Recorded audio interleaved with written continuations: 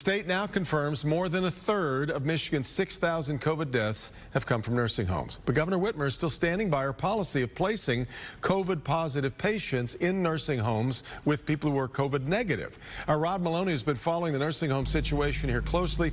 Rod, this is still baffling to many, but you talked with the governor about this very issue this afternoon. Well, you know, Devin, a couple of weeks back, she even admitted that if she had a time machine and could go back, she probably would do some things differently. But today, she is essentially doubling down on her policy because she says there really aren't any good alternatives.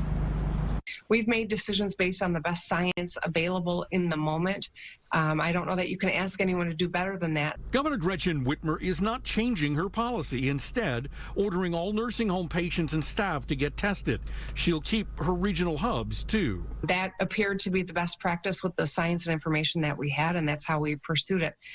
The alternative, there are no good alternatives. Florida, with its much larger senior population, did not commingle COVID positive and negative seniors, points out State Senator Pete Lucido. He said there they understood the risks and now has a bill that would keep the COVID positive from Michigan nursing homes as they did in Florida. I'd like to hear what data was relied on to pick nursing homes to bring in COVID patients to infect those that weren't infected, to kill those loved ones of almost 2,000. And that's what the federal government said. Indeed, the Centers for Medicare Services say 2,297 Michiganders died in nursing homes, 350 more than the state is reporting.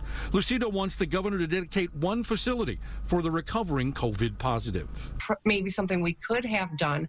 However, the incredible, Herculean undertaking that would have been to do it right would have taken time and would not have been a perfect solution either. And she also talks about the TCF Center, the Novi Suburban Showplace facility that was meant originally for those kinds of patients. She said none of that would work. And so now Lucido's bill is going through the Senate, and we'll be hearing about it more come Thursday. Back to you. Well, I'm wondering if the governor has anything to say about this legislation from Lucido. Well, she has seen it now, and her frustration with it is that it essentially bans COVID-positive patients from nursing homes. She asked where should they go. Lucido says in a dedicated facility.